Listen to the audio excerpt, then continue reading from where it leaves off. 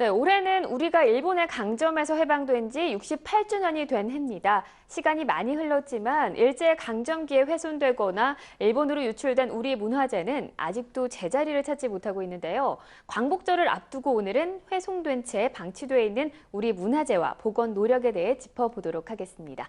YTN 사이언스 설다혜 기자 나와 있습니다. 안녕하세요. 안녕하세요.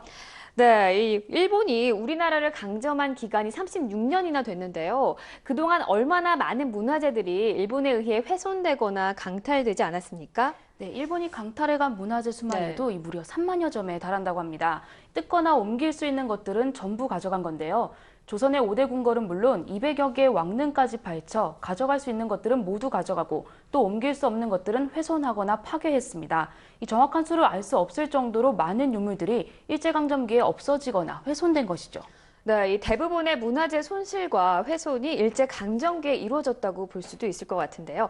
그런데 일제의 문화재 훼손은 언제부터 시작된 건가요? 네, 일제의 문화재 파괴와 약탈 행위는 이 국권을 뺏기기 전인 19세기부터 시작됐는데요. 일제는 가장 먼저 조선의 상징적인 문화재를 훼손시켰습니다. 이 한국인의 자존심을 망가뜨리겠다는 의도인데요. 대표적인 예로는 숭례문 담장팍입니다. 1907년 서울을 방문하는 일제의 왕자에게 편의를 제공한다며 숭례문 옆에 담장을 무너뜨린 겁니다. 네, 그렇군요. 그런데 이렇게 훼손된 문화재들을 아직 우리 주변에서도 쉽게 찾아볼 수 있다고요? 네, 그렇습니다. 이 주권을 되찾은 지 70년이 다 돼가지만 아직도 우리나라 곳곳에는 당시 훼손된 문화재들이 그대로 남아 있습니다.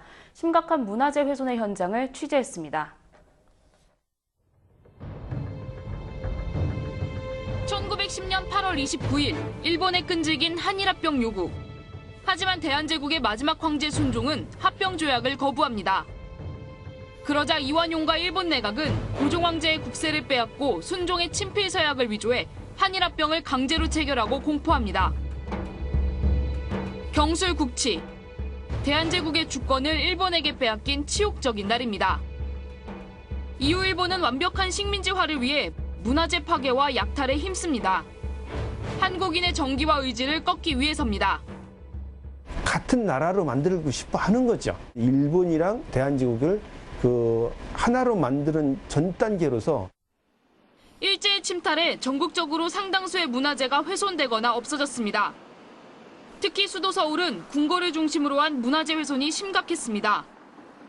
경복궁의 동쪽에 서 있는 동십자각. 원래는 경복궁과 이어져 있는 궁을 지키는 초소였지만 지금은 대부분의 사람들이 동십자각의 존재를 알지 못합니다. 일제가 조선 총독부를 세우고 길을 내면서 궁과 떨어졌기 때문입니다. 하지만 아직까지 도로를 사용하고 있어 복원 작업에 들어가지 못하고 있습니다. 전문가들은 도로를 옮겨서라도 하루빨리 동십자각이 제자리를 찾아야 한다고 말합니다. 동십자각은 이 교통 통로 있는 것들에 대해서 좀 막아서 차량을 옆으로 돌리고 경복궁의 제대로 된 모습을 복원하려면 동십자각 쪽에 꺾어진 쪽은 복원을 하는 게 맞죠. 종묘와 창경궁 사이 율곡로도 마찬가지입니다. 담장 하나를 두고 숲으로 연결돼 있었지만 1931년 일제가 민족혼 말살 정책을 내세워 두 건물을 갈라놨습니다. 이처럼 일본은 서울의 근대화를 핑계로 우리 문화재를 파괴하고 심지어는 약탈을 자국으로 반출시켰습니다. 국민학교 선생님들도 일본 사람들이 선생들 했죠. 그 사람들이 이제 인부를 고용해서 벌건 대낮에 백주 대낮에 가서 무덤 파가지고 물건 꺼내가고 이제 그럴 정도로 하거든요. 또 가져가지 못하는 문화재는 역사적 의미를 찾을 수 없게 훼손시켰습니다. 왕이 나라의 평화를 위해 제를 지내던 사직단과 황구단은 이제 원형을 찾아볼 수 없을 정도로 망가졌습니다. 하지만 아직 아무런 대책도 없이 방치되고 있습니다. 사적지로 지정은 되어 있는데 그 안에 도서관이나 주민센터나 경찰서나 이런 게 다른 게 들어와 있기 때문에 그거를 이전하고 그다음에 문화재청에서 복원을 해야 되거든요. 근데 예산도 하나도 없고요. 올해도 예산 올렸는데 다 깎여서 전혀 복원을 하지 못하고 있는 상태예요. 대한제국의 상징이라고 불리는 황구단은 문화재라 말할 수 없을 정도로 훼손이 심각합니다. 대한제국의 자존심을 상징했던 공간이 일제의 근대화를 보여주는 시설물로 뒤바뀐 셈입니다. 고종황제가 대한제국을 선포한 환구단입니다. 하지만 일제강점기의 대부분의 훼손으로 지금은 하늘신의 위패를 모시는 황공우만 남아 있습니다. 도시계획을 핑계로 문화재의 자리를 이동시키는 것도 서슴지 않았습니다. 조선시대 성리학자 송시열의 별당인 기국정은 본래 호숫가에 있었지만 일제가 호수를 매립하면서 지금의 남간정사 안으로 위치를 옮겼습니다.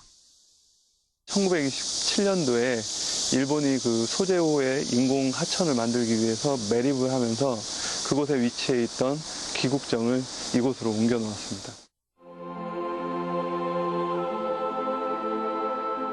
일제강점기에 훼손되거나 약탈된 문화재는 그 수를 셀 수 없을 정도로 많습니다. 하지만 많은 사람들에게 이미 지나간 역사로 기억될 뿐 문화재를 복원하고 찾기 위한 노력은 아직 미미합니다. 문화재는 단순히 오래된 물질이 아닌 우리의 전통과 정신이 깃들여져 있는 소중한 보물입니다. 광복 68주년을 맞은 지금 아직도 짓밟힌 흔적을 그대로 간직한 채 방치되고 있는 우리 문화재. 무경화의 길을 걷고 있는 일본을 보면서 우리가 무엇을 어떻게 해야 할지 곰곰이 생각해 봐야 할 시점입니다. 네, 이 무심코 지나쳤던 거리의 건물이 일제 감정기 때 지어진 거네요. 또 그런 건물들 때문에 우리 문화재가 훼손되고 파손됐다는 사실이 안타까운데요. 하루빨리 문화재 복원에 힘써야 할 텐데요. 네, 그렇습니다. 이 때문에 서울은 1975년부터 서울을 둘러싸고 있는 성곽을 복원하기 시작했는데요. 전통 석공들을 발굴해 전통 채석기법, 전통 축성기법을 이용해 복원했고요. 또 성곽을 연결할 수 없는 부분은 성곽 모양을 본떠서 바닥에 표현했습니다. 네, 정부가 조금씩 노력을 하고 있다니 안심이 되는데요. 그렇다면 해외의 경우에는 문화재 복원이 어떻게 이루어지고 있나요? 네, 해외에서는 문화재 복원은 물론 문화재 활용도 잘 이루어지고 있었는데요. 네. 대표적으로 독일의 예를 들 수 있습니다. 독일은 폐광산을 역사적 의미가 큰 디자인 박물관으로 탈바꿈시켜 2001년 유네스코 세계문화유산에 등록되기도 했고요. 또 2차 세계대전 당시 영국과 미국의 폭격으로 도시 전체가 무너졌지만 이 전쟁이 끝나자 무너진 벽돌 한 장도 버리지 않고 문화재를 복원하기 시작했고 이 덕분에 지금은 도시가 거의 옛 모습을 갖췄다고 합니다. 네, 이 독일의 자국 문화재를 지키기 위한 노력은 충분히 배울 점이 있는 것 같습니다. 일제 강점기 때 우리 국민들이 독립을 쟁취할 수 있었던 원동력은 뿌리 깊은 역사 의식과 자존심일 겁니다. 후손들이 우리 역사를 생생하게 보고 배울 수 있도록 우리나라도 문화재 보존과 복원에 대한 관심이 더욱 절실해 보입니다. 설대 기자 추구하셨습니다.